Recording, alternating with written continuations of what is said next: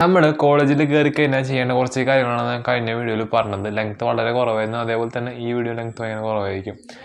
എന്നാൽ ഇന്നത്തെ വീഡിയോയിൽ ഞാൻ പറയാൻ പോണത് കോളേജിൽ ചേർന്ന് കഴിഞ്ഞിട്ടുണ്ടെങ്കിൽ നമ്മൾ ചെയ്യാൻ പാടില്ലാത്ത കുറച്ച് കാര്യങ്ങളാണ്. സോ ഇത് നിങ്ങൾക്ക് എന്തായാലും ഉപകാരപ്പെടും. Hello guys, it's me Adnan here and welcome back to the channel. അപ്പോൾ നമ്മുടെ ചാനലിലെ പുതിയൊരു വീഡിയോയിലേക്ക് ഹാർദവമായ സ്വാഗതം. ഇതിനകത്ത് ഒന്നാമത്തതും മോസ്റ്റ് ഇമ്പോർട്ടൻ്റ് ആയിട്ടുള്ള കാര്യം കോളേജ് രാഷ്ട്രീയം.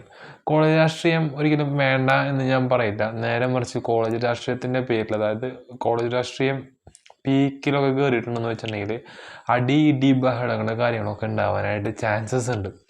കോളേജിന് നിങ്ങൾ ഈ 3 വർഷം പഠിച്ചിറങ്ങുമെന്ന് യാതൊരു ഉറപ്പുമില്ല.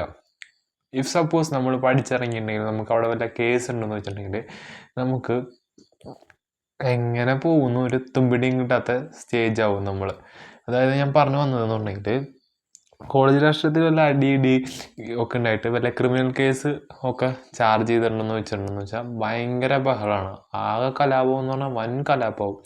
കാരണം എന്ന് പറഞ്ഞെങ്കിൽ നമ്മൾ പുറത്ത് ഇതൊക്കെ കഴിഞ്ഞ് പുറത്തിറങ്ങിയിട്ടുണ്ടെങ്കിൽ നമ്മൾക്ക് വേറെ പാർട്ടിക്കാരെ പകാം. നമ്മൾക്ക് ഒരു നല്ല ജോലിക്ക് പുറത്തേക്ക് പോകാനായിട്ട് താല്പര്യമെന്ന് വെച്ചാൽ പുറത്തേക്ക് പോകാൻ പറ്റില്ല. പിന്നെ വേറൊരു പ്രധാനപ്പെട്ട കാര്യം, ചില ഓഫീസുകളിലൊക്കെ, ഇപ്പോൾ ഞാൻ വർക്കുന്ന ഓഫീസിലൊക്കെ PCC, അതായത് പോലീസ് ക്ലിയറൻസ് സർട്ടിഫിക്കറ്റ്, ഈ ഒരു സർട്ടിഫിക്കറ്റ് വേണം. ഈ ഒരു സർട്ടിഫിക്കറ്റ് കിട്ടത്തില്ല. അപ്പോൾ പാർട്ടിയിലൊക്കെ പ്രവർത്തിക്കുകയാണെങ്കിലും അടി ഇടിക്കുക വരുമ്പോൾ നൈസായിട്ട് മാറിക്കുക. അതെന്ന് പറഞ്ഞാൽ നമ്മളെ ഭാവി കൊളന്നോണ്ടൊരു പരിപാടിയാവും അത്. സോ പോലീസ് കേസിനൊന്നും നിൽക്കാതെ, ഇപ്പോൾ നിങ്ങളെ കോളേജിൽ തന്നെ ഇത് അടി ഒതുങ്ങി തീരുന്നതാണെന്ന് വെച്ചിട്ടുണ്ടെങ്കിൽ കുഴപ്പമൊന്നുമില്ല.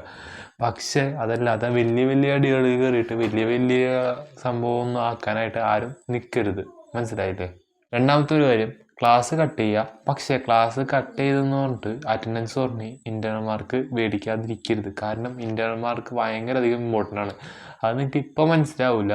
നിങ്ങൾ കോളേജ് ഇറങ്ങി പാസ് ഔട്ട് ആകുമ്പോൾ ഇൻറ്റേർണൽ മാർക്കിൻ്റെ ഒരു വാല്യൂ നിങ്ങൾക്ക് മനസ്സിലാവുള്ളൂ. ഇപ്പം അത് അനുഭവത്തിൽ നിർത്ത് പറയുകയാണ്. എനിക്കൊന്നും ചില സബ്ജക്റ്റിൽ ടീച്ചർമാർ ഇൻറ്റേർണൽ മാർക്ക് ഇട്ട് തന്നിട്ടേ ഇല്ല. പിന്നെ മിനിമം മാർക്ക് 12 ഇട്ട് തരുന്നുണ്ട്, അവർ ഇട്ട് തന്നതെന്ന് മാത്രം. അതായത് എയ്ഡഡുകാർക്ക് പിന്നെ 12 ഇട്ട് കൊടുക്കും എന്നുള്ളൊരു സ്കീമുണ്ടല്ലോ, അത് കാരണം അവർ ഇട്ട് തരുന്നത് മാത്രമാണ്.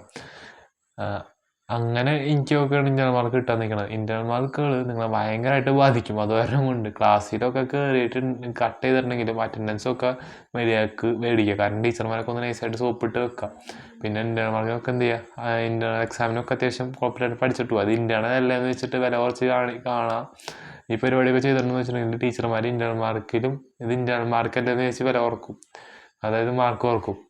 അപ്പം നമ്മളൊന്ന് ശ്രദ്ധിക്കുക. ഇൻറ്റേർണൽ മാർക്കൊക്കെ ചെയ്യുമ്പോൾ അത്യാവശ്യം നല്ല രീതിക്ക് ഇൻറ്റേർണൽ മാർക്കൊക്കെ മേടിക്കാനായിട്ട് ട്രൈ ചെയ്യുക. മൂന്നാമത്തത് മോസ്റ്റ് ഇമ്പോർട്ടൻ്റ് ആയിട്ടുള്ള കാര്യം, നിങ്ങൾ കോളേജിൽ വെറുതെ നടക്കാതിരിക്കുക. ദാറ്റ് മീൻസ് ഇപ്പോൾ കോളേജിൽ NCC NSS തുടങ്ങിയ സംഭവങ്ങളൊക്കെ ഉണ്ടെങ്കിൽ അതിനകത്തൊക്കെ ചേരാം. ഇപ്പോൾ പാർട്ടിയിൽ ഞാൻ നേരത്തെ പ്രവർത്തിക്കണമെന്ന് വെച്ചിട്ടുണ്ടെങ്കിൽ NCC ചേർന്നിട്ടുണ്ടെങ്കിൽ പാർട്ടി പ്രവർത്തനം പറ്റില്ല. പിന്നെ മുടി താടിയൊക്കെ ഇത്തിരി വൃത്തിക്ക് നടക്കണം. NSS വെച്ചാൽ ആ റെസ്ട്രിക്ഷൻസ് ഇല്ല. പക്ഷേ NCC ആണ് കുറച്ചുകൂടെ ബെറ്റർ. അത് ഞാൻ NCCക്കുള്ള ഉണ്ടായിരുന്നുകൊണ്ട് പറയുന്നതാണ്. കാരണം എന്ന് പറഞ്ഞെങ്കിൽ നമുക്ക് 3 ഇയറും ഫസ്റ്റ് ഇയർ തൊട്ട് ഫൈനൽ ഇയർ വരെ നമുക്ക് മാർക്കുകൾ കിട്ടും. ഇപ്പോൾ 4 ഇയർ ഒന്നും ഉണ്ടെന്നുള്ള ഡിഗ്രി മാർക്ക് കിട്ടും. നമുക്ക് 4 ഇയറും നമുക്ക് മാർക്ക് കിട്ടും.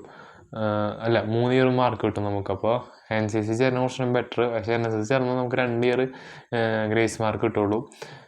പിന്നെ നമുക്ക് പാർട്ടി പ്രവർത്തിക്കാം. പിന്നെ എന്ന് പറഞ്ഞാൽ കുറച്ചും കൂടി എനിക്ക് എന്നെ സംബന്ധിച്ചിടത്തോളം വൈബ് NCCയിലാണ്. പക്ഷേ കുറേ പേരൊക്കെ പറയാനുണ്ട് NSS എന്നൊക്കെ പറഞ്ഞാൽ അടിപൊളിയാണ്, മാസമാണ്, മരണമാസമാണ്, ആനയാണ്, ചക്കയാണ്, മാങ്ങയാണ്, തേങ്ങ എന്നൊക്കെ പറയാറുണ്ട്. അപ്പോൾ അങ്ങനത്തെ അടിച്ചുപൊളി മാത്രം ആഗ്രഹിക്കണമെന്ന് വെച്ചിട്ടുണ്ടെങ്കിൽ NSSയിൽ ഒക്കെ നിങ്ങളുടെ കോളേജിൽ ഉണ്ടെങ്കിൽ അതിനകത്ത് ചേരാം. അപ്പോൾ നമ്മൾ കുറച്ച് മാർക്കൊക്കെ കുറഞ്ഞിട്ടുണ്ടെങ്കിലും അത് ഈ ഒരു മാർക്ക് കയറിയിട്ടുണ്ടെങ്കിൽ ഒന്ന് സ്റ്റേബിളായി പൊക്കോളും. അപ്പോൾ ഇത്തരം കാര്യങ്ങളുള്ളൂ. വീഡിയോ ഇഷ്ടപ്പെട്ടാൽ ലൈക്ക് ചെയ്യുക, ഷെയർ ചെയ്യുക, സബ്സ്ക്രൈബ് ചെയ്യുക. നമുക്ക് എന്തായാലും അടുത്തൊരു നല്ല വീഡിയോ കാണാം. അതുവരേക്കും ഇറ്റ്സ് മീ അദ്നാൻ.